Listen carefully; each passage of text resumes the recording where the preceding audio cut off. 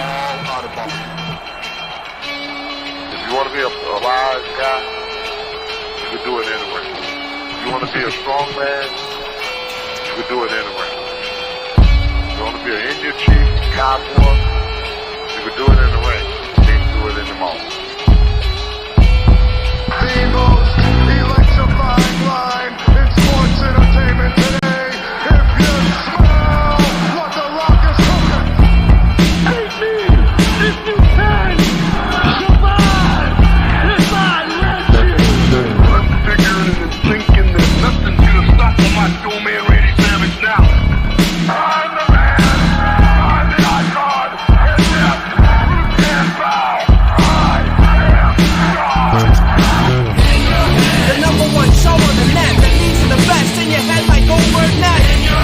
For the punks and the perverts, niggas that'll work with Terry Funk and Knox Baker. Check Ishman and Barbie, they got the cheap heat, so sit back and have a seat. They got questions from the fans, in your head is the man from Australia to Japan. Shake down the road, don't get back to up to Mississippi.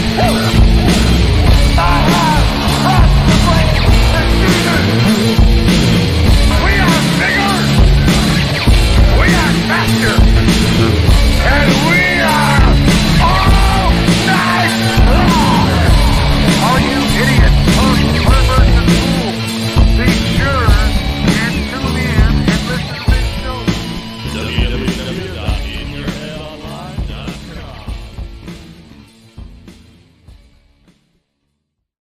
All right, and we're live here on In Your Head Wrestling Radio. I'm the internet icon, the pride of the pilgrims, the most honest man in all of podcasting, along with my left-hand man, my brother in the Headyverse and in real life,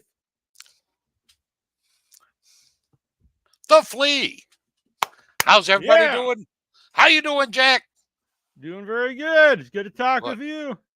Good to talk with you too, my friend. Yeah, It's so- I'm a little tired. I gotta be honest. Like when you get the 4-hour pay-per-view, 5 hours if you include the pre-show.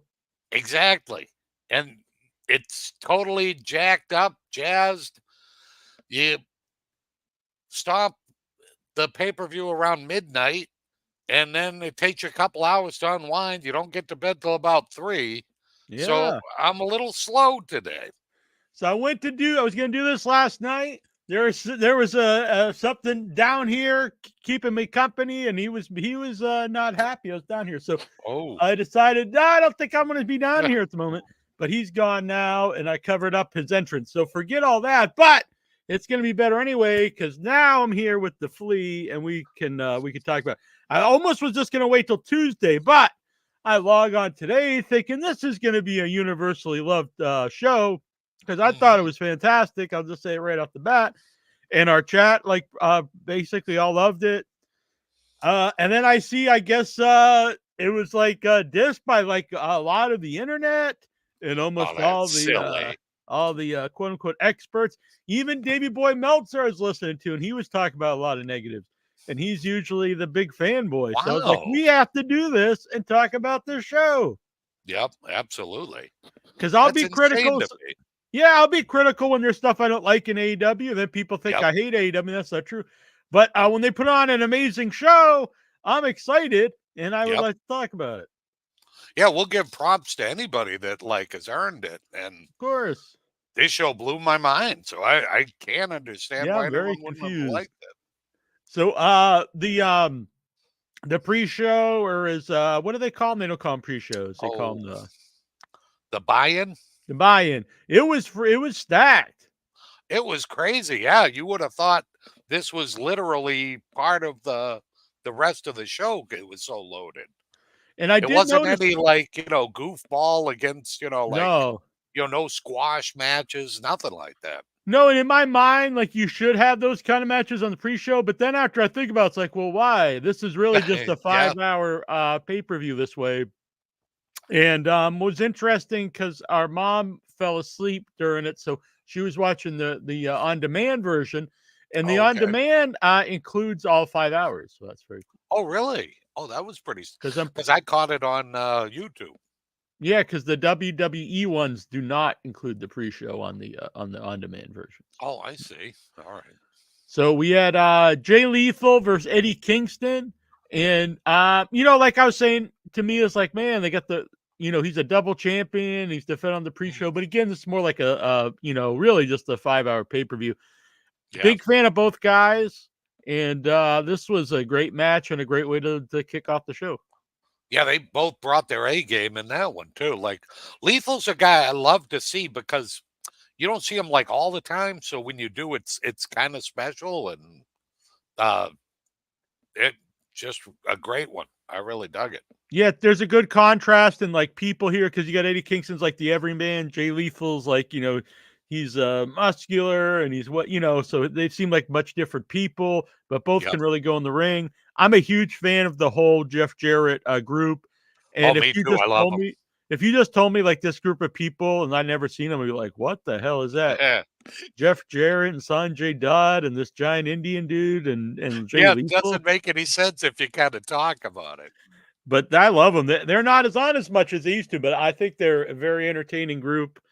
Oh, yeah. I like the whole. It's great. This is a really good match. They also, I don't know if it was right after this or a little bit later, but they announced that Eddie Kingston is going to be in the Continental Classic, and so he said he's going to defend his belts every time.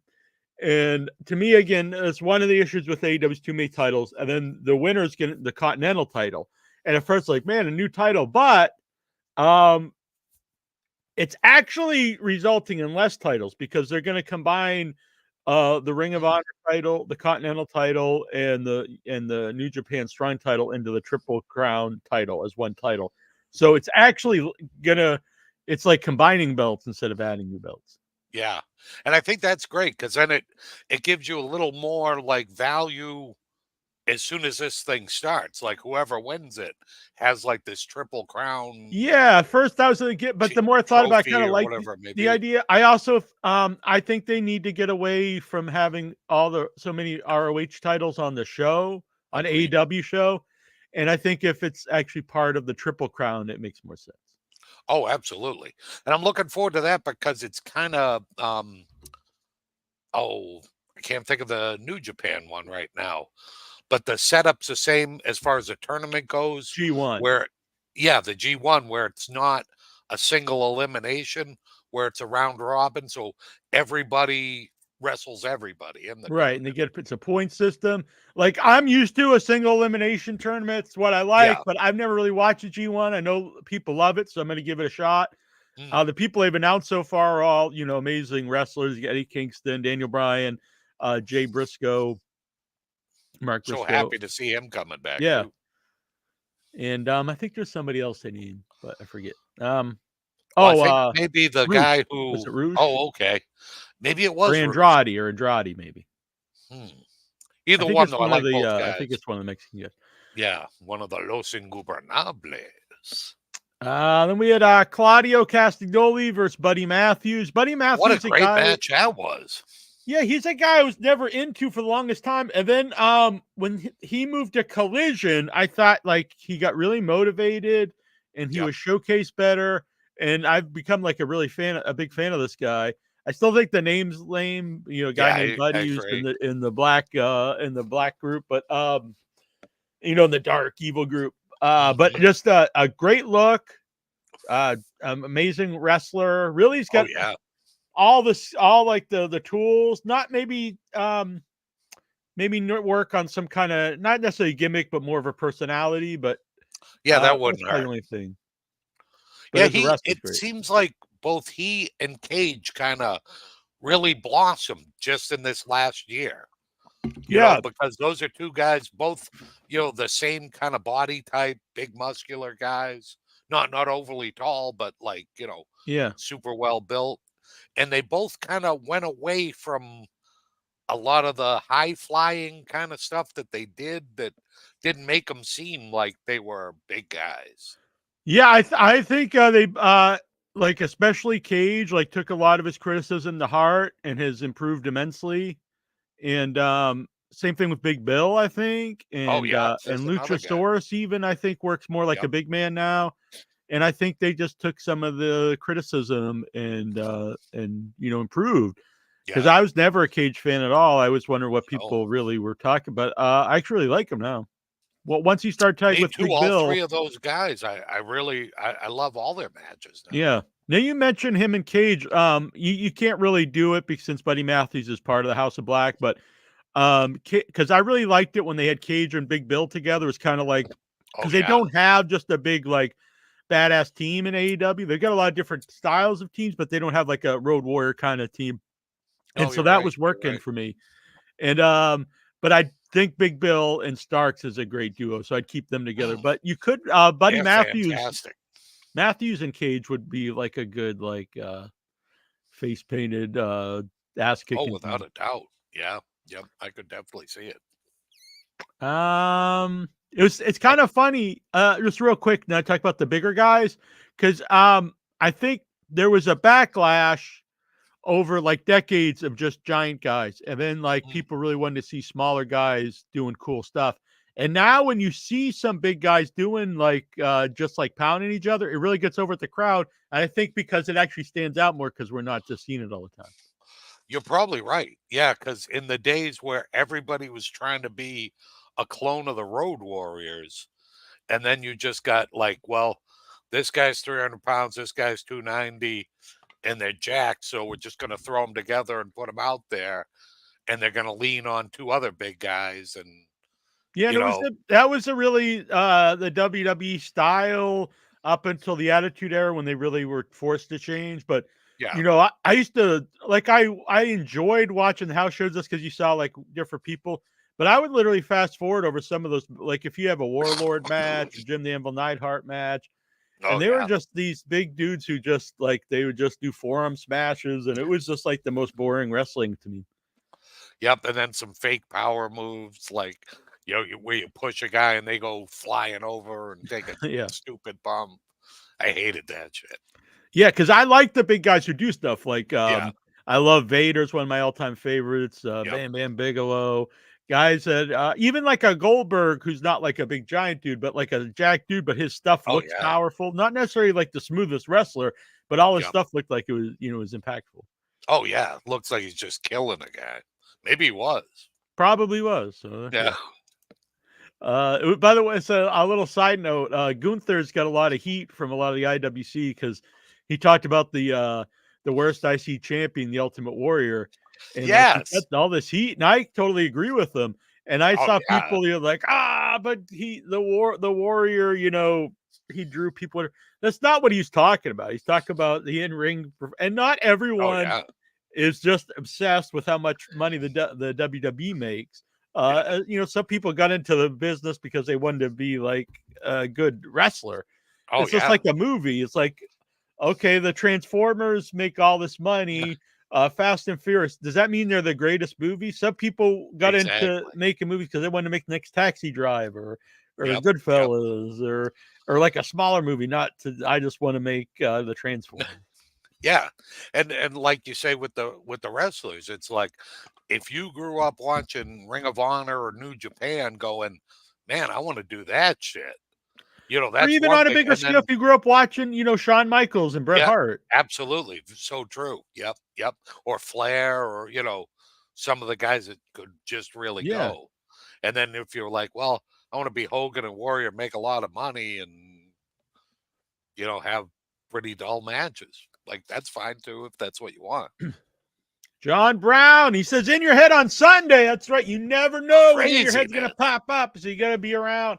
And by the way, hit that like button, hit the little icon, not the internet icon, the little bell icon. You get a notification. Never hit the internet icon. No, I'll hit back. Boom. Oh. And or I'll have the Flea here protect me. That's right. And also, if you can, it's not necessary, but it would help pay for the live stream and the cost of running the website, which is a lot more than it used to be. You can join the Headyverse. You get cool little perks like these little 8-bit guys that Steven Simmons popped up in the group.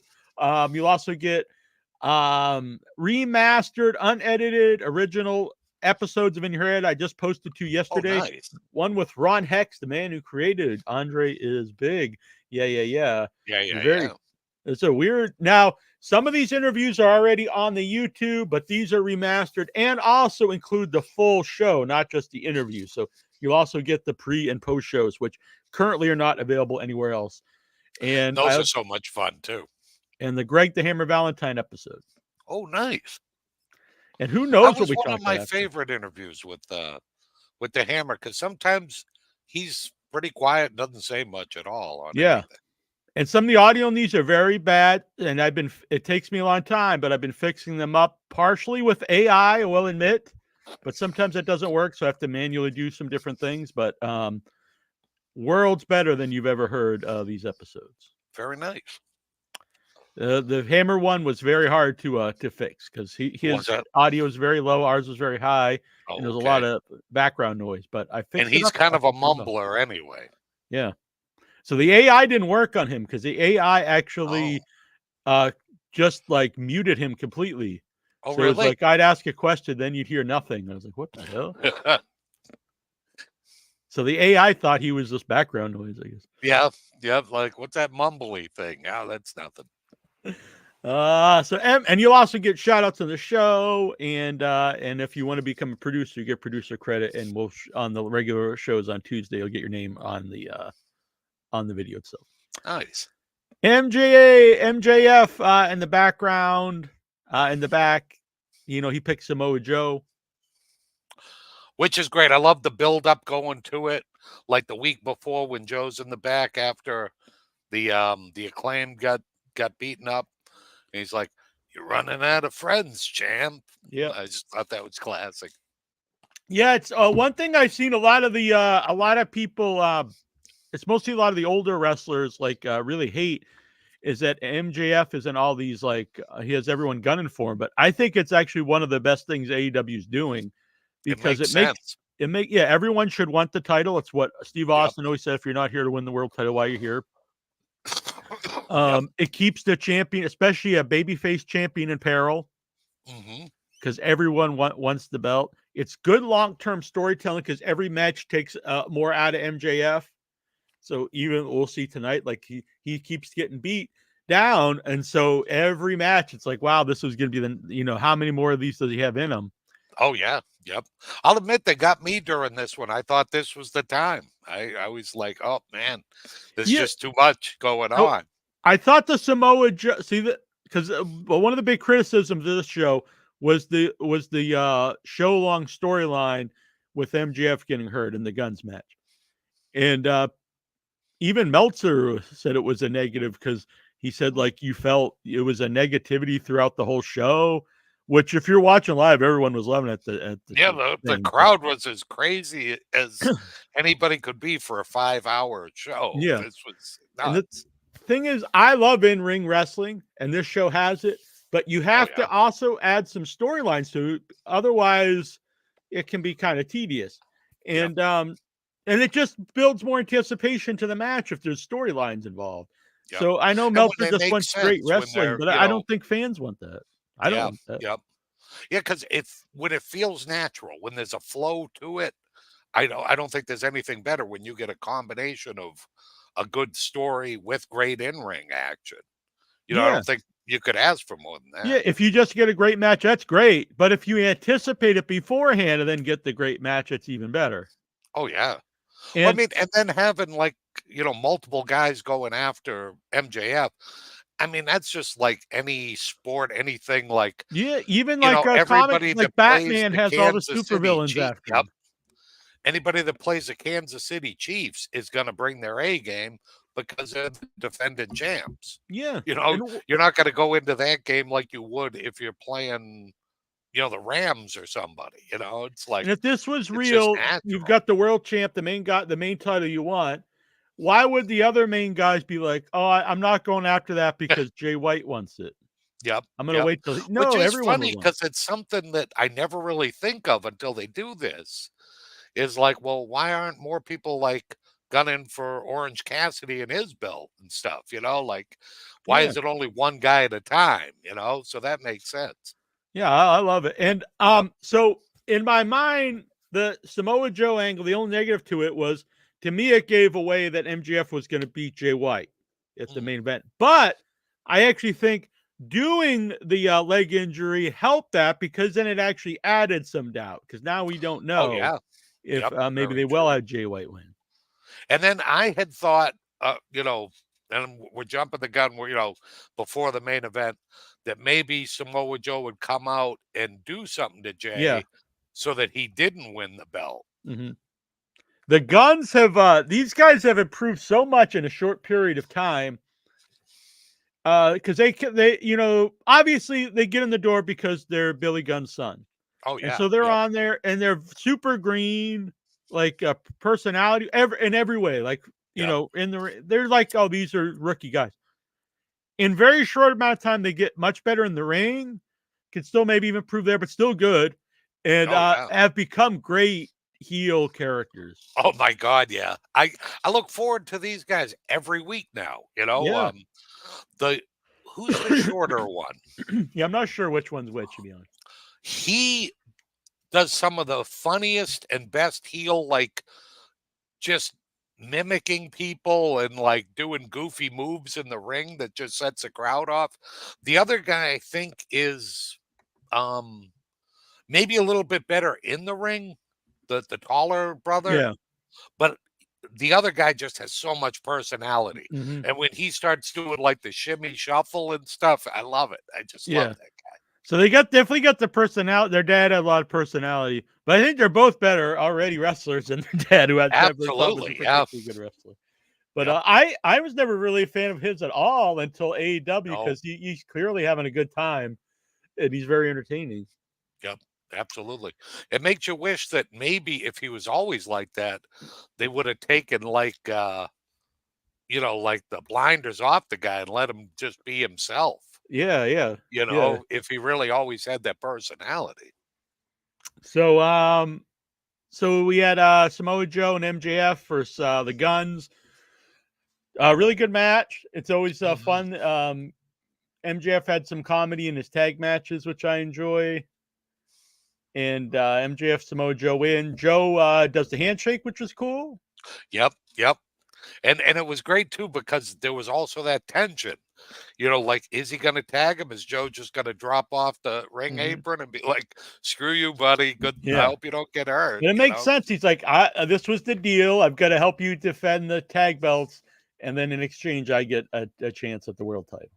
Yep. And when they were doing some of the moves like the double muscle buster and things like that, like they worked really well as a team Yeah. too. Yeah. Yeah. It worked really well. As good as MJF, a great heel. And I've seen people say AEW's crazy making a babyface, but look at the reaction he gets. And he's Yeah. as a good a heel he was, he's a great babyface too. He's old school Yep. babyface, and they don't change him enough. He's basically the same guy, even embracing he's the scumbag and stuff. And all the great heels that work as baby faces, like Stone Cold Steve Austin and The Rock, they don't Yep. change them when they turn them babyface, because you can't Yeah. take away what people like about them. Yep. Yeah. If you turn him Cena goody goody, that's when the crowd's like, screw this guy. This guy, Yeah. like, it's nothing like how I used to like him. The changes are very minor, a little bit more comedy, which it totally works. And he's actually appreciative of the company and the fans, which I think is a plus anyway. I was never a fan of him always talking about wanting to go to WWE, because I don't think you want to make your company look like the uncool place to be. Right. Right. Yep. Because Yep. I really liked Yeah. I it want to after. go to the major league. Screw this Yeah, joint. Yeah. there was not to get hair sales, but after the main event, he when he was up on the stage and he said, "This is AEW's real wrestling," and I Mhm. fucking love it here and all that stuff. And I was like, oh, that's really cool. I like to see that. Yeah.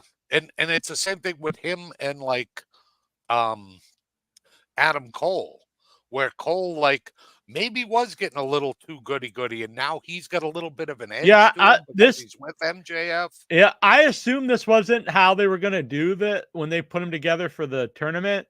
I assume it was just really they were gonna split up right away, but they work so well together They're that perfect it was together. very smart to keep them together.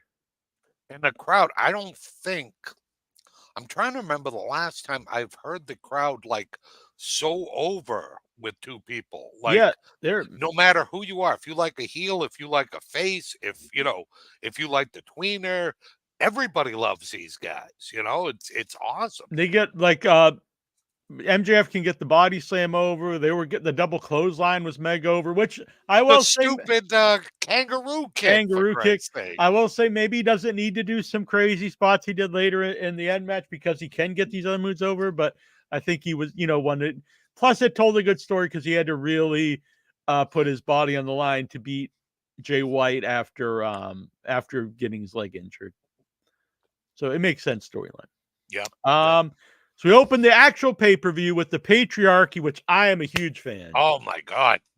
There are no better heels than these guys.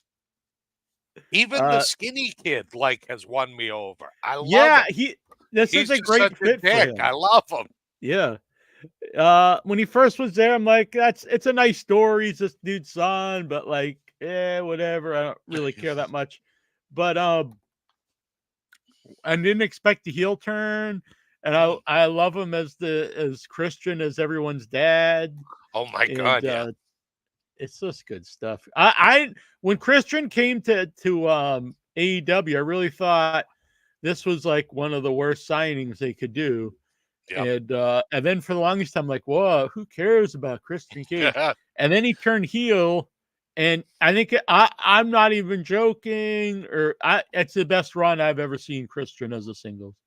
Absolutely. It's just amazing. He has turned into such a prick that it blows my mind. I didn't think he had it in him. No, it's great. Just amazing.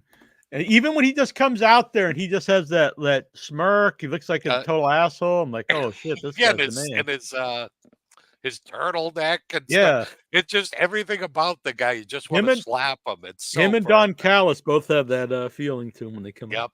Yep. And I love Luchasaurus not speaking anymore and just being kind of the monster, Yeah. The only thing I really would change the name. I think it's a bad name for a series heel. But he also works more like a big man, which I like. And I think it's a good trio because you get Christian, who's like the legend and the best shape of his career. Then you get the little small guy that can take all the bumps, and then you got the big, the monster guy. Yep. And they had a really cool intro with the little kids humming or whatever. Oh my God, that was great. Yeah, they had like a whole little choir, with the kids. And you can picture Christian just sending them to some sweatshop afterwards. Exactly. It's great. And then Edge, Darby, and Adam Copeland, Darby, Allin, and Sting. They had a great intro too. They had the matching jackets. I like the trench coats. Yeah, I thought they looked great. The face and thing, I like Sting the in half full. face paint. Yep. Sting in full. Darby had on the left or the right, and then Adam on the opposite. And this was really well done too. The face paint. That was one side note. If I would have been keeping notes, their makeup was so on point tonight on the whole show. Anybody that did face paint, or the ladies getting ahead of ourselves, but with the eye makeup, the heart on Julia Hart and and it didn't rub off. Eye makeup was amazing. Yeah, I don't think it rubbed off like it does in Finn Balor's always rubs all over the other person. And Edges looked so good too. And I thought looked so good. The intros, the crowd was big. The crowd was into all this stuff. It really gave the show a big time feel, I thought. Mm-hmm. Yep, the crowd was great because they booed the people they were supposed to boo. They cheered the shit out of the other people, and then you had the great in between where half the crowd's chanting one guy and then the other half's chanting the other guy. Yeah, and that happened several times throughout the show. Yep. But this is a really fun match. If it was just Christian against Adam Copeland, I would definitely go Christian. But it's hard for me to root against Sting on his retirement. Yeah, same here. And you want to see Darby get some revenge. Yeah. You wanted all that stuff, and you got it all. It was great. And Darby took I'm kind of mixed on Adam Copeland at AEW, but he's in amazing shape, and he's been this was a great match. His last two matches have been really good promos. So Yeah, he Uh, was real motivated in this match. You could yeah, tell. yeah, he's in amazing shape. Crowd is into it. He's looks like he's having a good time. Insane choke slam. Oh, Luchasaurus did on Darby over the ring into oh, the apron. I thought Darby was legit gone after Yeah, that. he's and he did his dives like amazing because he's a small guy, but he always looks like he's really putting force and hitting the people. And Yep, part of it is probably because he is smaller, so maybe he's not going to really kill someone. that's But true. but he always makes me worry. But I love to watch him. Oh, Darby's one of my favorite guys, and like he was working what probably 80% of that match. Yeah, You know, yeah, he because was he's the taking guy. like just He's the young. stupid Yeah, bumps. the other two are older dudes, and yeah, Yep.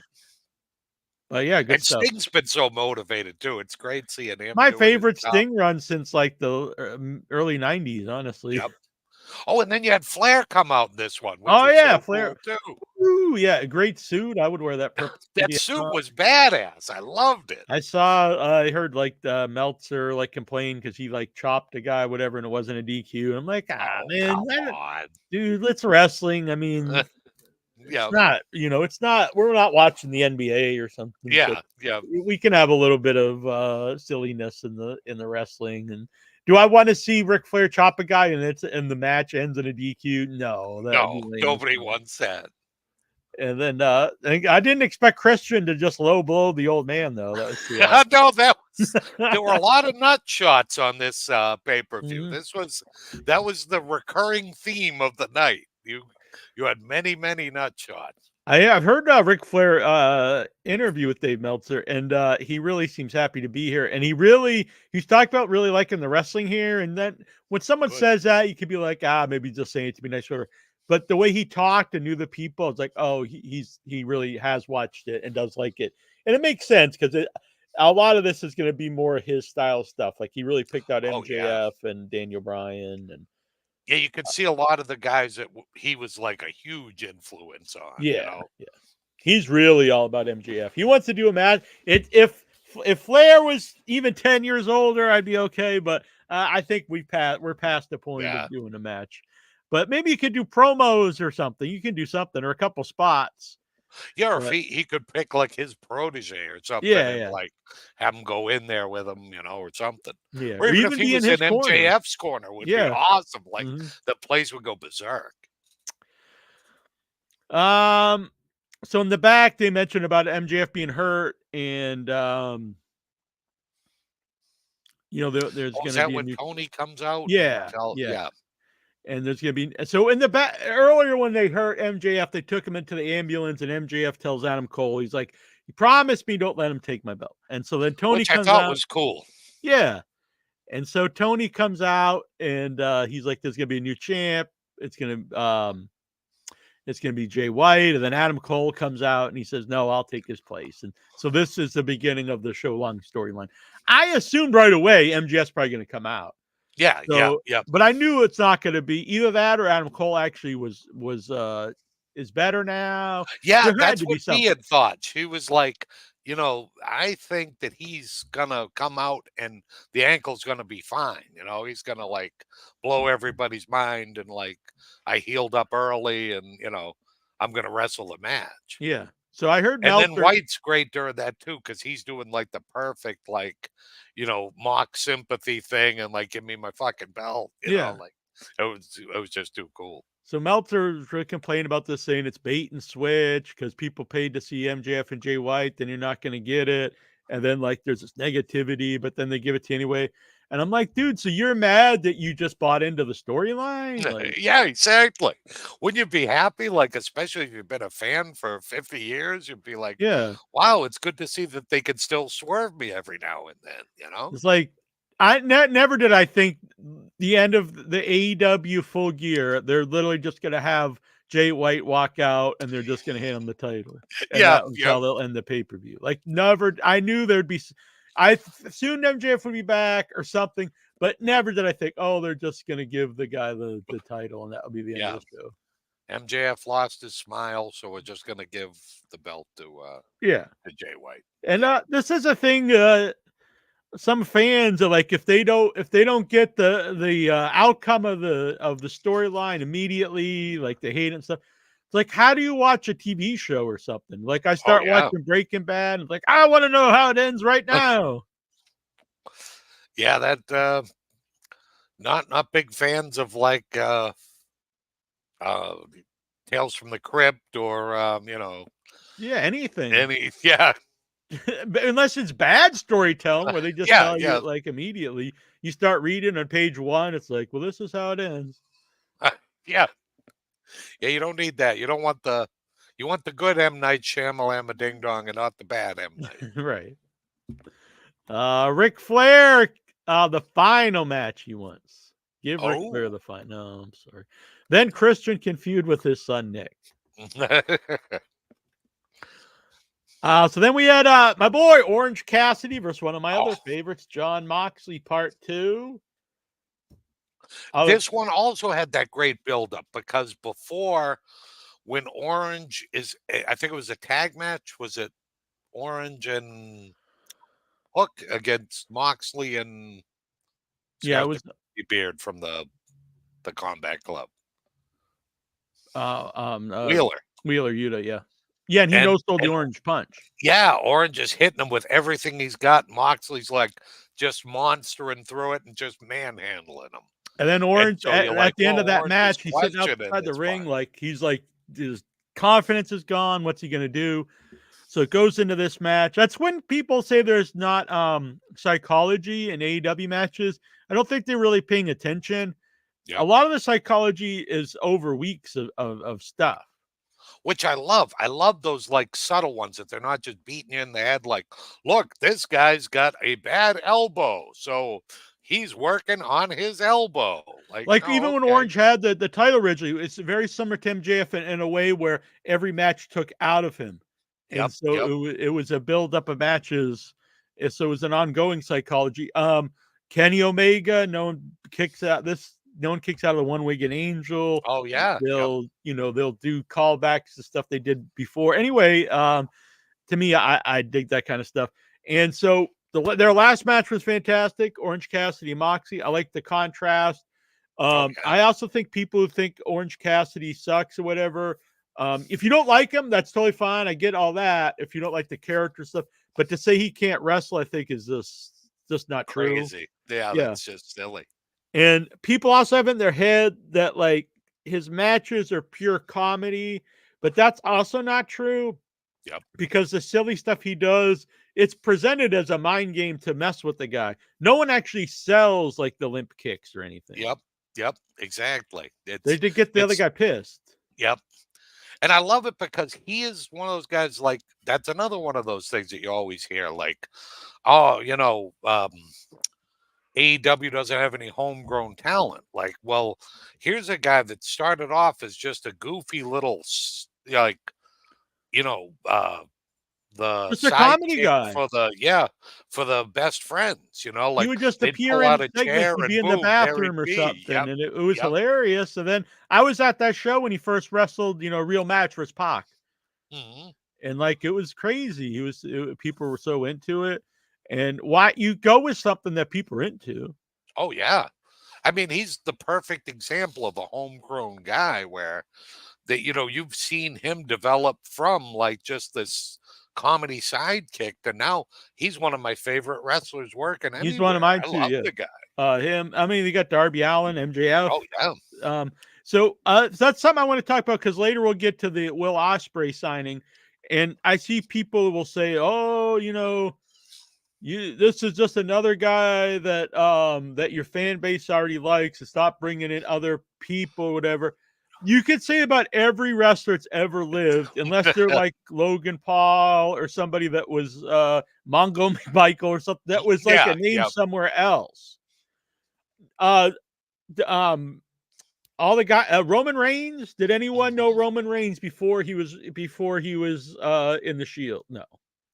All these guys. So they're not a name everyone knows until they are. So you have two choices. Yeah. Either you just keep signing old WWE guys like Edge and stuff, and you have a company that's all guys that made their name in another company, or you're gonna sign either guys from the indies or guys that do have a name like internationally, like Will Ospreay. Right. what else and the same people will hate either thing. They say, oh, they're just all old, all elderly wrestling. Oh, they just keep signing the indie darlings, blah blah. Well, who are they supposed to get? Yep. Baron von Raschke. Go raid AEWA. Oh yeah, absolutely. I agree with Jonathan Jackson. Who would think funny actually equaled money? Exactly. I've been saying this for years, even before AEW. That old saying, "Funny equals no money." But yet, like The Rock was super comedic. Even a guy who hates comedy now, Jim Cornette, always very comedic. Yep. Bobby the Brain Heenan, always very comedic. That's always been part. Even Jerry the King Lawler, very comedic. Oh yeah. And it's a self-fulfilling prophecy. If you're like, this guy is a comedy thing, we can never push him. Then I was wondering in WWE why they did comedy gimmicks for anyone if they would never push him. Why would you even start to begin with? Like, there was a time I really think they could have done a lot with Santino. There was like a not Hell in the Cell. It was Elimination Chamber, and he almost won, and people went nuts. And they followed up the next night. He gave him a title shot, and I even thought he was going to win, and they just had him get squashed for some reason. And they totally missed the boat. But I was like, maybe it wouldn't have worked, but why not try it? He's super over. The Hurricane, another guy who was super over for a while. Oh, yeah. Hurricane. And the guy that had the guitar gimmick. Yeah, exactly. Walk with Elias. Yeah, Elias. Like, nobody was more over than him for a while. Yeah, the guy that was the stunt double for The Miz. Oh, yeah. Yep. Even The Miz himself's a comedy guy, and he's like a main event dude. Yep. So anyway, back to the Orange Cassidy Moxley match. Just a great story. You had Moxley just beating the hell out of Orange. I think this helps elevate Orange too, from just being the comedy guy and stuff. He is a guy when push comes to shove, when he's put in the spot, he can wrestle and overcome. Kind of like back in ECW, they would do that with guys like Tommy Dreamer before. People know him as the hardcore guy now, but originally he wasn't. And they had to do a lot of like stuff where he got beat down a lot to people like, oh, this guy, deserves to be here. Yep. And then he kept coming back and eventually, beats Moxie with many orange punches, which, very Japanese kind of style when they have to hit several of the finishes. And to me, Orange had to win because otherwise you're just going back right away to, Moxley got hurt. So now let's just restart this now that he's back. Yeah. This to me was better. Plus now you've got the built-in third match to find out who really is the best. Absolutely. Yeah. Couldn't agree more. And that's like basic storytelling of anything, but any kind of fighting, anything. The third match, if you have tied up 1-1, the third match, the rubber match. That's just classic, basic storytelling. That's what you always want to see, really. I think. Mm-hmm. At least it's what I always want to see.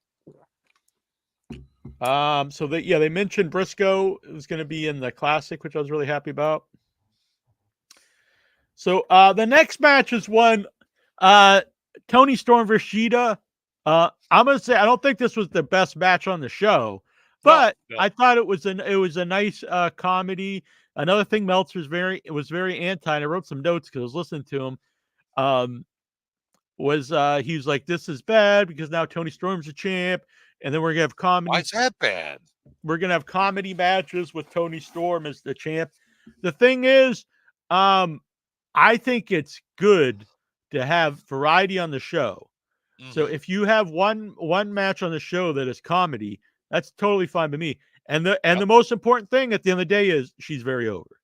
Oh my God, yeah. Like her new gimmick is the greatest thing ever. And I don't know who did she come up with it? Do you know? I don't know, but this was another person I think deserves a lot of credit. Always a good wrestler, kind of bland, never really connected. And then this came out of the blue and has really captured people.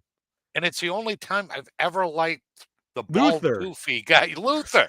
Oh my God, who knew about him? Because before that, it was like, oh, this is the guy who started wrestling with Jericho, and like this fucking guy, he's terrible. Yeah. Like with the squeaky voice and stuff. Like I don't get him at all. Yeah, and he's like, but as the Butler guy, he's awesome. Yeah, it's a good spot. Now this is the kind of stuff I'm not against people getting their friends work. It's weird. people love it if it's someone they like. If someone they don't like, then it's like the worst thing ever. Hogan getting his buddies work is horrible. Back in the day, Punk getting his friends work was great. So Oh, yeah. for me, depending if Punk is loved or hated at the moment, but I think that's totally fine as long as it's not like Luther's in the main event or something. Then it'd be like, well, Oh, I don't know right, about this. right. But him as the Butler role, yeah, it's cool. Oh, yeah. And I love the fact that they've been doing a lot with RJ City. Yeah, In her I little know you really vignettes. like this guy. I haven't seen a lot in him yet, but I'll have to give him more time. Yeah, give him a shot deal because like as the backstage interviewer, he's great and like he'll do a lot of the pre-show stuff with Moxley's wife, and I think the two of them work so well together. And I've been loving the stuff with Tony Storm and him and Luther, and the new woman that they brought in who I don't really know. Yeah, I don't know either, but The one that brought her the roses at the end of the yeah. match. Oh, Mariah May, because I've Yeah. heard so much about her, and so I'm gonna give this time to see what happens. But it's similar to like how they brought Mickey James in as the big fan of Oh, yeah. Trish Stratus. So I don't. It makes sense too, since Time with Tony Storm is like the old school like actress that she'd have an obsessed fan, and then eventually I assume it'll turn into her turning, and they'll have the big feud. Yeah, that'll be cool though. That's a great built-in feud, in the works. Yeah, and I was a big fan of the loaded ass spot. I thought that was very Oh, funny. that was the best. I loved it. And the fact that it was still there at Yeah. like the end of the thing. And I saw it coming a mile away, but it was perfect. I loved Yeah, it. I it just was loved very everything funny, about and it. again, I'm not against comedy and wrestling if it's working, Yeah. and it was over. If it wasn't for this, I don't think the match would have been that over, because I don't think Sheeta's been that over since she came back, because she just came back out of the blue and wins the title. Yeah, like her first go round, she was real over and Yeah, stuff, and now it just seems like, well, it seemed like both ladies' belts were kind of in limbo. Like the people wanted to see like the faces win, but then once they did, they were like, eh, you know. yeah, and the last two, Statlander, no, it was a Statlander. Well, anyway, the last I think was Statlander when she defended versus Britt. They were really upset Britt didn't win, and then she defended Julie Hart, and we were upset Julie Hart didn't Oh win. yeah. And I've been saying on the show, they got to put the women belts on the women that are over, and the three that I think you choose from is Britt Baker, Julia Hart, and Tony Storm. And I thought they really Absolutely. did the right thing last night, putting the belts on two of the women that not only over but have a lot of momentum. Oh yeah. And that's one thing, like, you know, um, don't always have a lot of negatives in AEW, but sometimes it's like they pull the trigger too late.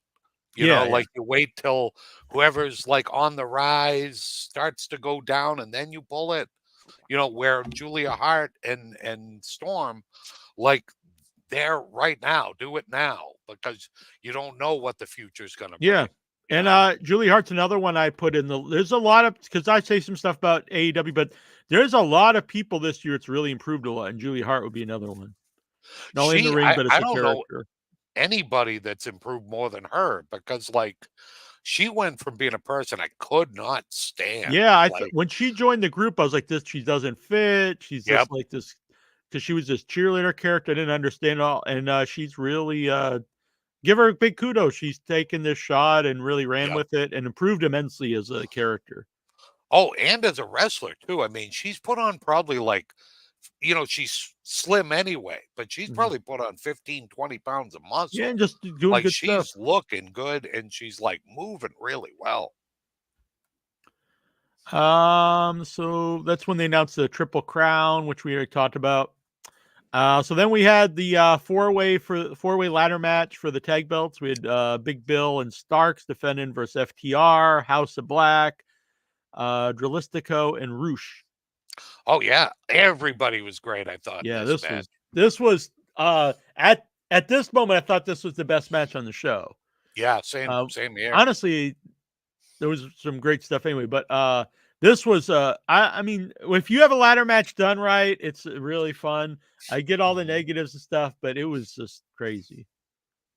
And some of the guys, like I thought Big Bill really brought like some of the best stuff in the match. And I like the Roosh, I storyline thought of it. had Starks great. pick, like sometimes people pick a match for no reason, just because it look cool, whatever. But Stark's reasoning was it'll be a ladder match because they have the tallest guy, so he can reach the ladder. He can reach the Yep. belt easier. Yeah, and Ricky Starks is always great. And Yeah, like I'm a big fan. FTR, I'm not like the biggest fan of, but they always bring their good stuff in a match. And Yeah, I would like him better if if I hadn't heard all his stuff whining on his podcast. But same in here. the ring, Same here. it's hard to argue that they're very good. This was Oh, another yeah. match Meltzer complained about because they had FTR in it, and it was like, and it's like, dude, you can't always have a match to. The point of these different style matches is they play to different people's strengths. So maybe if this is an FTR style match, therefore they're at a disadvantage. That's not Yep. a negative on the whole thing. That's part of the storytelling of the match. Agreed. Yeah. And like it was good because then you got to see them kind of get out of their comfort zone Yeah, he did. and start doing some He crazy did moves with the the guy with the ladders. hair. He did the guy that shoots people. He did the dive off the top. Almost fell backwards. I thought that was wild. Yep. And the other guy, when he put the ladder around his head, kind of like, was that Funk in In ECW. in ECW? Yeah.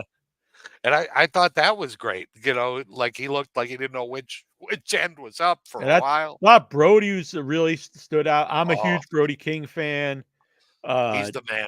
Yeah, did the Gonzo bomb on the ladder. That Yeah. was crazy because And he he had to was so walk a little bit on gentle it. too.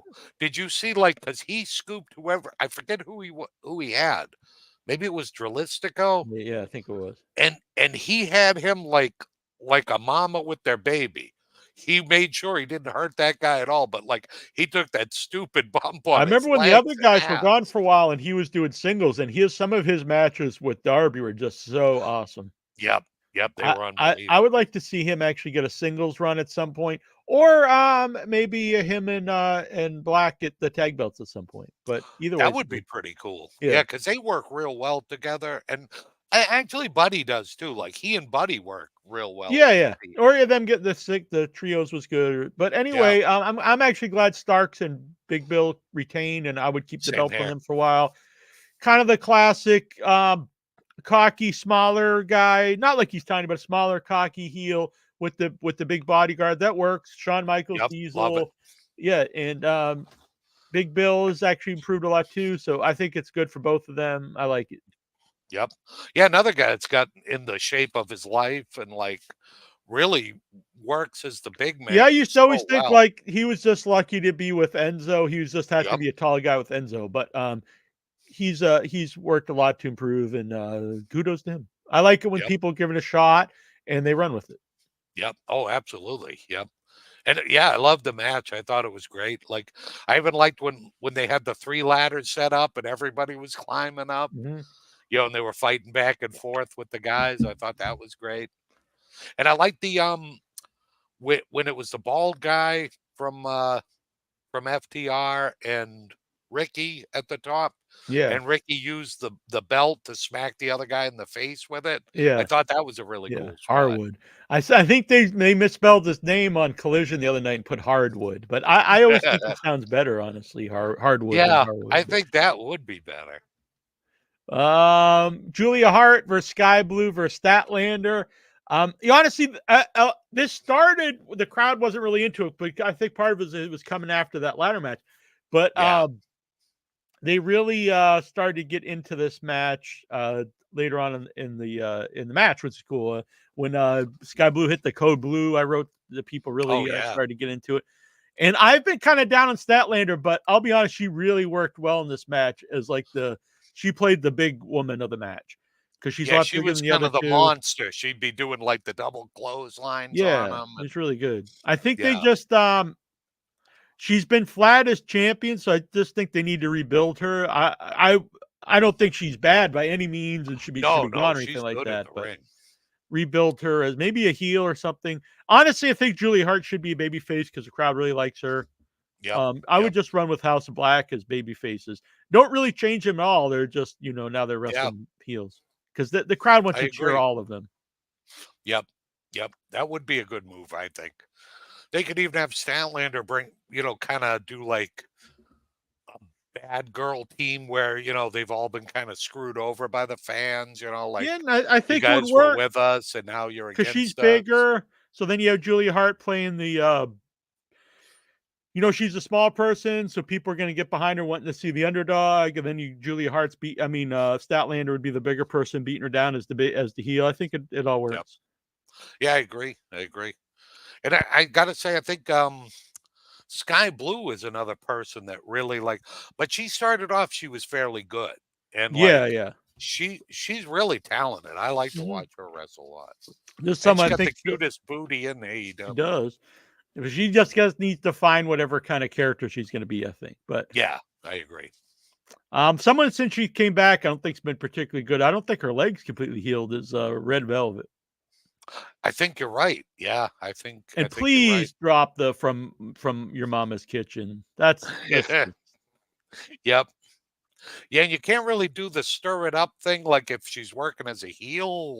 yeah. I don't get it, But I was super happy Julia Hart won. I've been wanting her to win the title Yes. for a while now. Well deserved. I think someone you could really get behind. Like I said, think I all would just the go title babyface. changes I think were great. I think Yeah. definitely behind all the champs. Then we had where was it? Oh, so it was the thing about who the new signee was? Oh yeah. And it was Will Ospreay. My only negative here is he's already been in the cup a little time, so I wouldn't have made it like we have a big surprise announcement. Just would have had this as an announcement, but I think it's a great guy to sign, a guy that you could build the whole company around. Oh yeah. He's a great promo guy. He's got tons of charisma. People are connected to him. Not just a great in-ring performer, but he's also a great in-ring performer. Has a presence to him. To me, this is a no-brainer. You've got the Wembley show later this year. Keep the title on MJF till then. MJF versus Will Ospreay. Will Ospreay wins the title in Wembley, and I think you'd have this like a superstar reaction. It would, that would blow the house down. I think that just, brilliant. And I like that fact that he's like, hey, I'm still, working for the other company for a couple of months. And so I think he'll go in until, their big show, their big, what is their big show in January? Well, we got the Revolution. Well, I mean, in New Japan. I'm not sure. Because I think he's working like one of the main events in that. And then, but no, I mean, one of my favorite guys. I think, I don't know if there's a better guy right now than Ospreay. I just love the guy. I see people, because when they were talking about like both companies wanted him, and then people for some reason don't want to believe WWE would want this guy. Like, he's too small. He's not a good promo guy. I'm like, dude, have you just never seen him? Just say you've never seen him so you don't know. But if you've seen him and you say like he can't talk or anything, it's like you're just not being honest. Yep. And I like the fact that they can do a bunch of stuff with him because he's worked with. And he's not this tiny guy either. Family. No, he's like a 220 guy, See, people if they see a picture of him from years ago when he was a junior heavyweight, he had the junior heavy belt for a long time. But then he bulked up and And there's a group of fans, if they're not already in WWE, they immediately suck and they're immediately small. They immediately have no charisma, immediately can't talk, or just spot monkeys. And then if suddenly WWE does sign them, then they're brainwashed to think, well, then NXT completely taught these guys how to wrestle again. Oh yeah. And it's like, dude, you guys are just brainwashed by the WWE. So you're telling me if you can't have the quote unquote indie darlings, they'll never make it in WWE. We'll look over the last 10 years. CM Punk, Daniel Bryan, AJ Styles, Finn Balor, Sami Zayn, Kevin Owens, Seth Rollins. It's like, Oh yeah. wake up. Like these guys were all the indie darlings, even guys that maybe aren't top guys, but Ricochet's been there for years now. These Yep. were all the indie darlings who almost all those guys I named have been former world champions in WWE, or at least main evented pay-per-views. Oh yeah. Yep. Absolutely. And Will Ospreay's bigger than Finn Balor. He's a much, yeah. much better talker than Finn Balor. And Finn Yep. Balor's main events almost every Raw. Yep. And but I think the cool thing with him is like you can either have him stay with like the Don Callis family, because he was with them, Yeah, I would or totally go babyface with him because he really got a with babyface Osprey, reaction. that would be great. Yeah. Yep.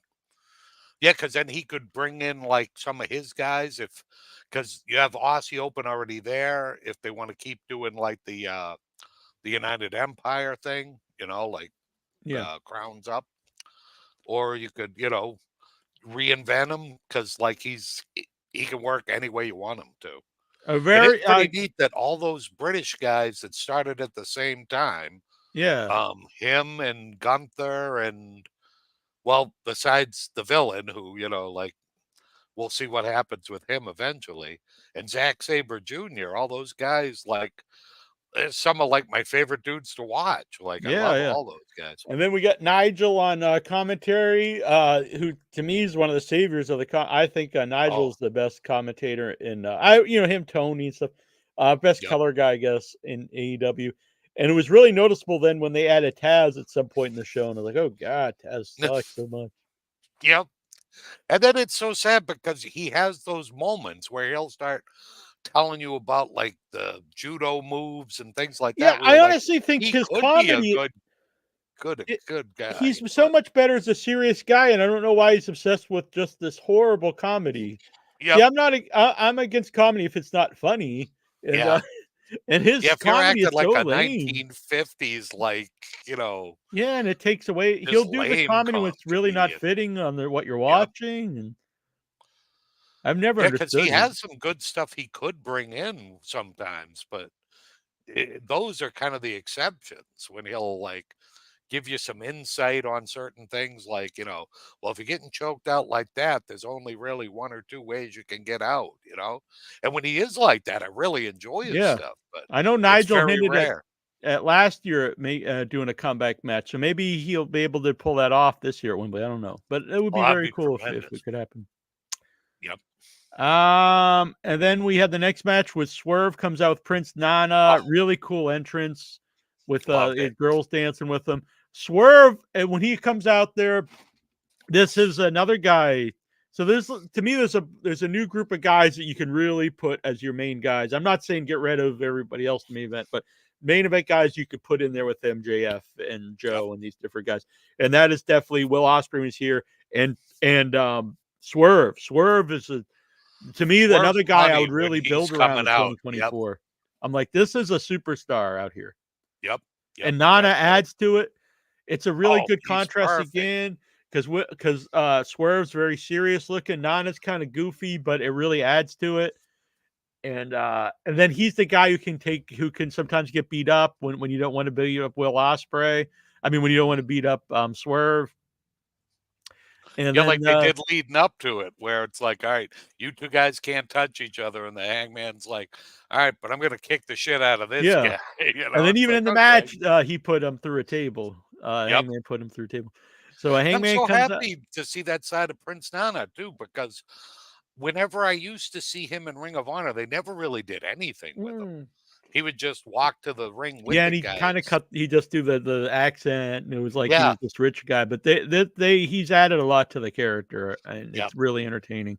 I love it when he does his swerve dance. Yeah, that's the best. Oh yeah, it's great. That whole act is amazing. And I've been down on Hangman since since I think he's kind of crybaby calling up Davey Boy Meltzer. But this match has redeemed Hangman in my eyes. That Texas Death, Hangman Page versus Swerve Strickland. Match of the night to me. It's gonna be up there for match of the year for me. It's gonna be tough to beat. It really like laid it down because it was just crazy right from the beginning. And like, these guys, I never want their feud to end. It's been so No, good. it's It's great. been This just amazing. yeah, this has really elevated Hangman. I think it's the best Hangman's ever been in AEW. Yep. And he's Uh, put himself in really good shape for this match when he came out. Like he yeah, just and looked he's great. very fired up. He seems like he's Yep. very motivated. I think there was some truth to the Swerve promo when this all started, saying like he was a guy just kind of coasting and not really caring.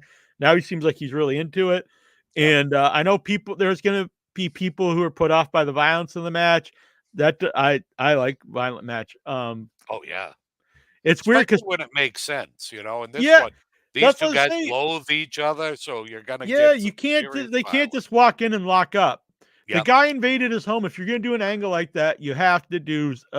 Now, do you have to do the violence they did in here? Maybe not, but you have to do. Yeah. Not your typical match, and they really went all out.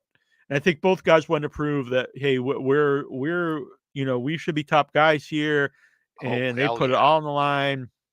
Swerve It's just lost great. 2 pints of blood in this match. Like Yeah, he was he bleeding was like bleeding crazy like the whole match, nobody. Oh my god. and it Because wasn't it just for a looked little like while.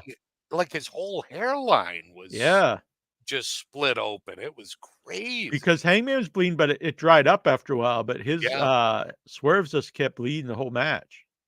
And then like he just some of the little things he did, like when he had the bottled water and then he poured some on his Yeah, head, then poured some on, and that just made everything start flowing again. And like it just had a great look to it. And when Hangman started drinking his yeah, blood, that was like just gruesome yeah. and It was great. awesome. I just loved it. It's funny. I know. One of our fans posted in the group the other day. It was like a video of Sabu versus Sandman, and so all these guys were loving it. But it's a lot of people who I know today talk about hating any hardcore matches Oh, really? and calling stuff mud shows and stuff. And I'm like, if that match was here today, these guys that love that then and look back at it fondly today would absolutely hate it if it was new today. Oh yeah. Yep. Because it And wasn't smooth at all. no. Sandman and Sabu stuff, especially Sandman. Well, those are those times when you could tell Sandman pretty good liquored up. But to me, it's funny because you see all the time people, we want the Attitude Era back, we want ECW back, and then we get anytime there's a hardcore stuff, they like we ban this stuff, we don't want to see it. Yep. But And I this loved was it. as hardcore gets. I mean, Yeah, like this some of the stuff they were doing was just yeah, crazy. we had glass, barbed Oh, wire, and choking both a guy with a guys just did chain. everything, like He with that was glass hanging the spot. hangman. Yes, that was awesome too with the chain. I loved it. I just thought that was Yeah, crazy. and I'm glad that wasn't reversed. That would be a bad visual if the Oh hangman yeah. was hanging Swerve for various reasons. But this was it was good. Yep. Yeah, It was if fantastic. if I had one thing that I would have liked to have seen, and when you talk about the rubber match, I would have put Hangman over just so you could get a third rubber match. Maybe, You yeah, I could could see get that. Yeah. that would be the only thing, but it was just spectacular. I I mean, think probably Swerve. I understand what you're saying, but I think Swerve needed the win because he's got the Mm, momentum behind him, and he hasn't been on top as long as Hangman. So no, I agree. I definitely can understand, but if they keep it going, then that's fine. I'm yeah, good, yeah. good I and think sold. if you do another one, Hangman's got to put something on the line. You know what I mean? Yeah, Like, yeah, which makes sense. I mean, they might have a long-term story going. There's one thing I'll have to share with the In Your Head group because I just saw it yesterday on Facebook. There's a video from 6 years ago in some German company, and it's Swerve Strickland was very short hair in it. I couldn't even tell it was Swerve to start with. He's a skinny kid, and Will Ospreay, and they were having a match. And as the match started, they started playing Uptown Funk, oh and they had a really? dance off, and it's amazing. It's so great. I'll have to share it to the group because, like, when you see, if you didn't know it was the two guys, it would take Yeah. you a little while to figure out who the two guys were. And then, like, their dance off is just awesome. Didn't know that Osprey, for a white British guy, he can dance. Then the next match I think started not as with the crowd in it as much as you think they would, but I think because they just followed like the most insane match we've seen maybe ever. Oh, when it first started, Jack, that was the first thing I thought of. I'm like, wow, what can follow that last match? Yeah, it's the And yeah, golden so the crowd's just like, oh my God, we're dead right now. Give us a minute. the Golden Jets versus Young Bucks. But to all these guys' credit, they get the crowd into it, as things start Mm. to progress. I love the Young Bucks working a little bit more heely than they I were. think they're much better as heels, honestly. Yeah, yep. Think we had some good nut shots in this one. Yeah, it was surprising. We got, and then you had Kenny. Was he gonna shoot Jericho and they kind of teased that you thought he was gonna turn on Jericho, but he didn't. Yep. And I like his. I mean, these are four of the core guys that started the company. Oh, Four of yeah. the five. Cody's not here anymore, and we've not seen Kenny and Jericho being a team before, and I loved it. It was Yep, good. me too. And I'd like to see them continue as a team. Yep, me too. Because I like Jericho kind of being the odd man out for like a lot of the match, Yeah, where you didn't know like those are Kenny's buddies. So Kenny was like, "Hey, don't kick this guy when he's in the corner." Like that's my buddy. Don't be doing that shit. And then as the match progressed, like, okay, well, this guy's my new partner, so I gotta kind of cut ties with my old team. exactly. We got Mikey B here in the chat. Shout out to Mikey B. Yeah. You know what I have to do when Mikey B makes an appearance? Oh, nice. Mikey B, yeah, Mikey B, yeah. Mikey B, Mikey B, yeah. Mikey B, yeah. Big shout out to Mikey B, who is a Headyverse member here, Hall of Famer, I believe. We'll shout out them momentarily. Help if you can. Join the Headyverse. I just put up 2 classic episodes of In Your Head, and I've got a third one coming, actually. Whoa. Adnan LKC will be coming up next. Oh, very good. Which I may post as a free one for everyone to check out what you can get. If you join the Headyverse, you can check out these remastered, unedited classic episodes of In Your Head. Dave Deadman! Boom! David did, David did, yeah. David did, David did, yeah. All right. So we had with the Golden Jets going over. I think we'll probably see more of this down the road. Excellent match. I thought like everybody did great stuff in it. Like, still amazes me like how effortless Nick Jackson just flies. He just like I don't know if there's a more nimble, agile guy in wrestling. Like, and even after all these years, all the bumps he's taken and stuff, he'll just run up, jump onto the top rope, and do a move.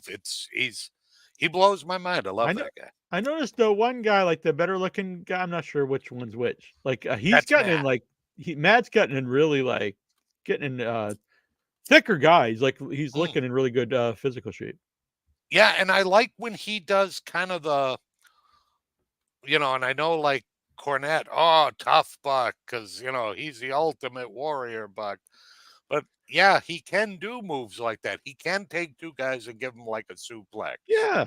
So why not the do thing it? is, so I remember back in the day, Jim Cornette would talk. He's told the story many times that Ole wouldn't sell for Ricky Morton. And then Ricky was just like, he stopped selling for him or whatever. And he's like, basically saying, you guys start selling me for whatever, blah, blah. And the idea was that like Ole thought that the Rock and Roll Express were too small. And, Jim Cornette was always against that. And I was with him then. But if you look at the size difference between the Rock and Roll Express and the Andersons, I think it's actually more pronounced than the size difference between the Young Bucks and FTR. The Young Bucks are the same height or maybe even a little taller, not much smaller, honestly. No. The Rock and Roll is actually a lot smaller physically than Ole and Arn, and way if you compare them to like the Midnight, not Midnight Express, but if you compare them to the LOD Oh yeah. Nikita or something, it's completely different. So I don't understand why Ole and LOD and Nikita should sell for the Rock and Roll Express, or guys in Memphis. They shouldn't have even sold for Ultimate Warrior just because he didn't like the Ultimate Warrior. But then, like to guys today, FTR shouldn't even sell for the Young Bucks, who are just Yeah. like I don't know, 10 a little pounds bigger, yeah, maybe, right, like and maybe taller. a So little chunkier. Like, okay. yeah, it's really asinine to be honest. So we went Agreed. from that match into the main event, and so this is show wide storyline. Adam Cole comes out. He's going to hand over the belt can be handed over to Jay White. He's going to defend it with one leg, and then out comes the ambulance. Oh, Kind of 90s WWE Raw, kind of WWF Raw kind of thing with Austin or something. But I'm fine with this. yep. I was happy to see MJF. The crowd is ballistic. Oh my God, yeah. Even I, like, it was that weird suspension of disbelief. I'm like, oh my God, he's back. Like, I knew he Yeah, was coming back, but I was still yeah. happy to see it. Yep. Yeah. And then I've seen people complain. They're like, "Oh, well, why would they let Adam Cole wrestle, but they're trying to stop MJF?" And I'm like, I get what you're saying, but we're watching professional wrestling. Yep. We're not watching the Usual Suspects or Breaking Bad or like we're not watching like this epic storytelling. We're Yep. watching professional wrestling, and I'm not saying professional wrestling has to be totally stupid, or whatever, but there's an element to it where you just accept a lot of stuff. Oh Otherwise, yeah. like you're like, why is this guy coming back? Why is this guy bouncing off the rope? Why does Yep. when they reverse a figure four, it hurts the other guy when they're still in the exact same move? Yep. Like I get all that, and I just I don't care honestly. I know wrestling isn't legit, and that kind of stuff does not mean anything to me. I Yep. think at that point in time, you're really over analyzing and looking for you're starting to look for something not to Yeah. If like. you start nitpicking, you can do it with anything. There are people I think who go into it looking for stuff not to like to appease to like I don't know Meltzer or Jim Cornette or something, and not really just going in to see if they like it or not. Yep. Agreed. So I mean, I'm not saying it's an invalid like point, but it's so like ridiculous to me to even point out in professional wrestling. Agreed. And so we get into the match, tell the story. MJF's already got the hurt leg. So you got MJF normally doesn't have to do all like the crazy moves, like the big elbow off the top rope to outside the ring, but here it makes sense because he's got only the one working leg, got the hurt leg. He's got to go above and beyond to put his self on the line to keep the title, and I thought that was good storytelling. Oh, it was, and Jay was just perfect, healing it up. He was like going after the knee, pulling down the knee pad, taking off the wrap and stuff. And yeah, just a great face heel like match. I loved it. Everything about it. I thought Yeah, both guys worked their asses off. we had a lot of times I thought either Cole was going to turn on him or he did stuff that actually because he's kind of lame himself. So he did stuff that really that backfired, like with the ring and the Yep. belt. And when he was going to throw in the towel, Yeah, and yeah. the whole crowd's like, no, don't, And and Jay White's in there working the figure four, going, yeah, throw in the towel, bitch, It's and awesome. one of the most impressive things to me of this match is we're 5 hours in to the show, and this match has the crowd so excited and so Yep. into it. 5 hours in, you think they'd be completely dead for a main event, but they were not. And No. if they didn't have all this storyline, would they have still been into it? Probably, but maybe not this much. So I think it was Yep. smart to do all the stuff that they did. Well, because half of it, like you've gone with Max during this whole journey where this bastard stole his belt, He's been beaten down by all 4 guys of the Bullet Club. You know, like, son of a bitch, he's got to get his belt back. This sucks. And then Jay's like the perfect heel where you're like, I hate this guy. I hope, the other guy can get his belt back. Screw this guy, And you could just, they both had the crowd eating out of the palm of their hands. It would just like every move they did, the crowd reacted, 10 times what you think they would have, like that table spot, like they just went berserko. They're like, good, drop the elbow on that son of a bitch. We want to see him go down. I agree. Yeah, it was just a great match. The table broke when he put Jay White on it, but he still went to the top and did the elbow, which Yep. was a crazy thing to do because Oh, hell yeah. That was kind of silly. and normally I don't, he doesn't need to do that stuff because he's so over even with the kangaroo kicks and body slams Yep. and stuff. But like I said, I think you needed a little something extra for the match since he had the hurt leg that, he really had to go all out to beat Jay White. Yep. Yep. And I loved it. My only complaint was, where was Juice? Yeah, he got beat up on Rampage, I believe. Oh, he did? Oh, okay. Because I didn't know either. Then one of them mentioned that. Oh, all right. Because, it was cool having the the guns came out. Yeah. And I don't know if I've ever seen a bigger crowd reaction from guys getting thrown out. Yeah, like, get out of here. The Whoever crowd it was nuts. and like they went berserko. So to me, whatever criticism you have, because I heard Meltzer criticize and stuff about doing an angle leading to this match, like the crowd was insane for it. So Yep. I think that really nullifies any criticism. I don't get. Screw any critics on this one, because like MJF proves that he's the top guy in the company, the best babyface going.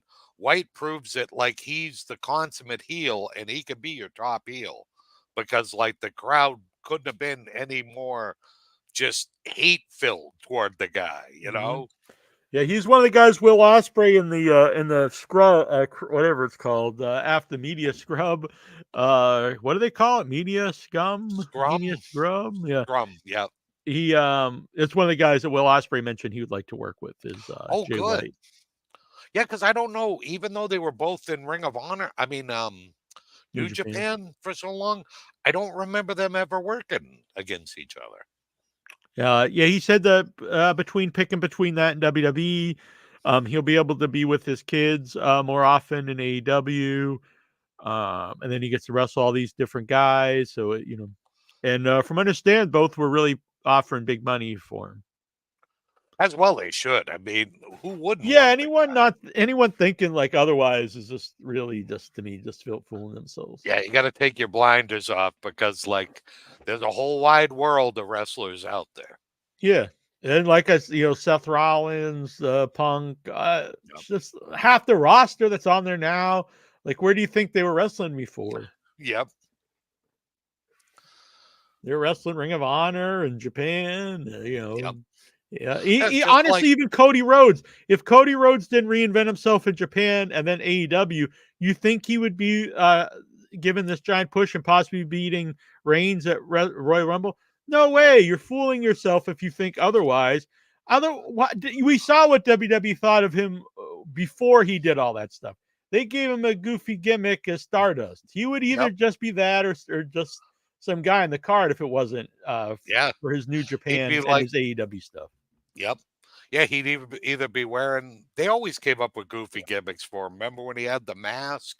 Yeah, he was had like the mustache. The Phantom. He was gashing with the mustache. He's the Phantom. He was like the third important guy in the him and Orton and the Ted DiBiase group. Yep.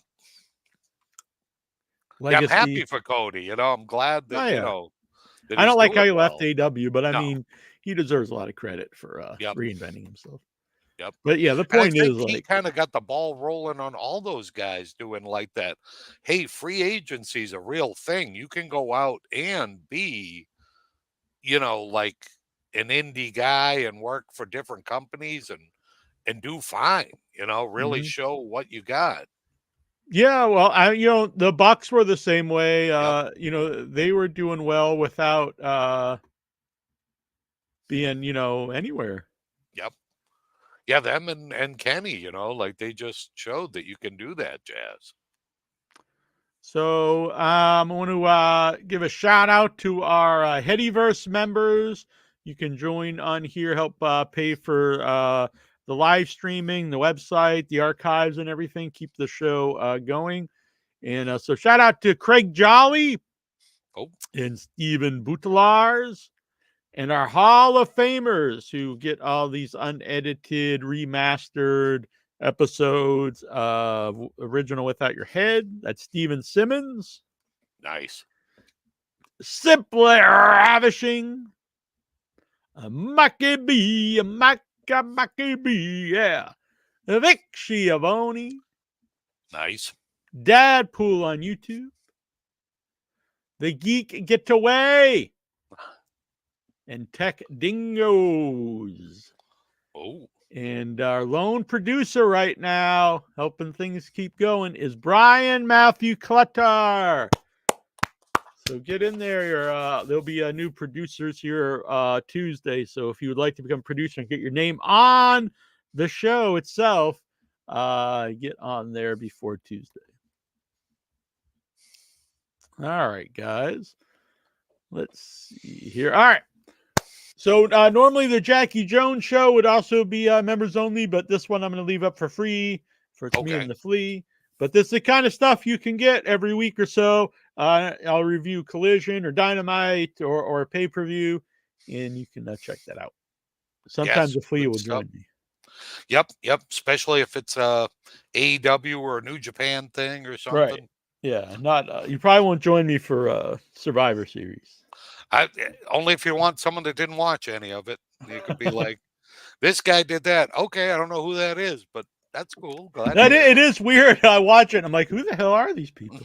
And so I'm guilty of I did it before Conan. We were saying who? But if you don't watch something, so if you don't watch AEW, or you haven't watched wrestling since the 90s, or you haven't watched it since the Crockett era of the 80s, you really can't be like, who is this guy?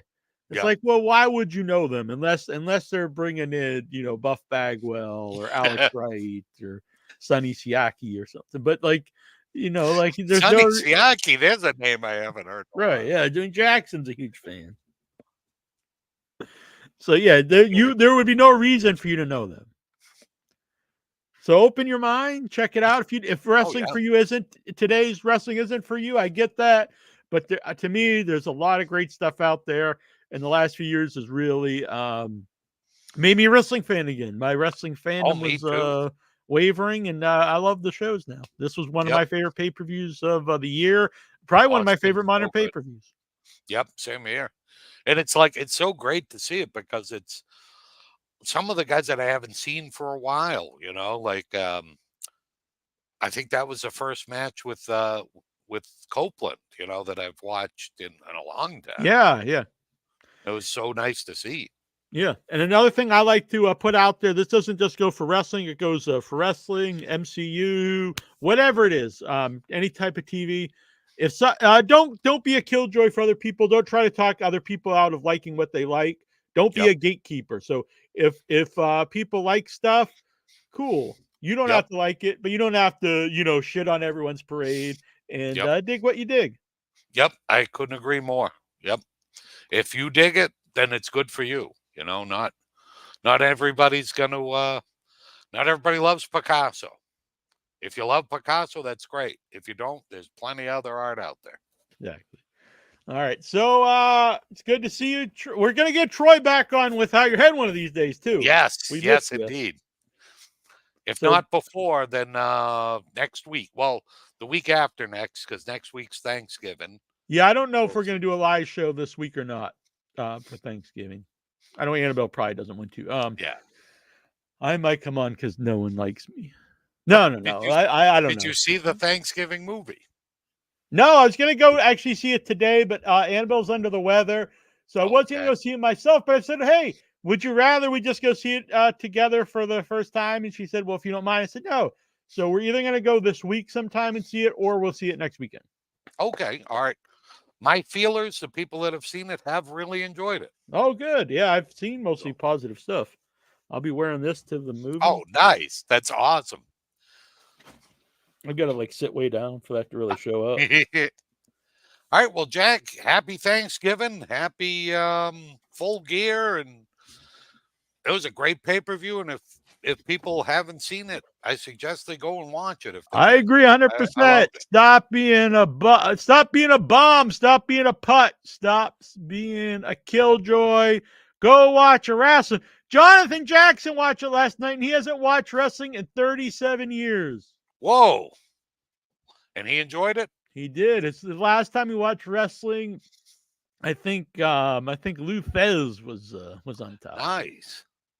Hackenschmidt was champ last time he was watching. Yeah. Oh, I want to. Do you think? Give me advice out there.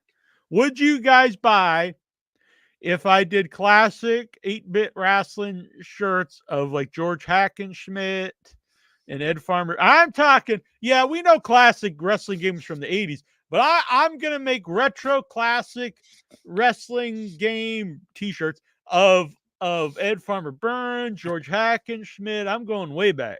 I like it. I'm down with it. All right. We'll bring back, the handlebar mustache. Yeah. Have All the right. throwdown. Maybe I'll get to draw a cartoon of them. I don't know. I dig it. Yep. Yeah. This is All right. all true. Jack. Yeah, I'm the most honest man in podcasting. So if I say it, it's true. All right, we'll be back. See you guys. See you, Troy. Thanks for doing this. See you, Jack. I had a lot of fun, and enjoy the wrestling, kids. Bye-bye. Don't forget, join the Headyverse. Help us out. Or you can just send a Venmo at Headyverse. Or just send Neil a bag of money. All right.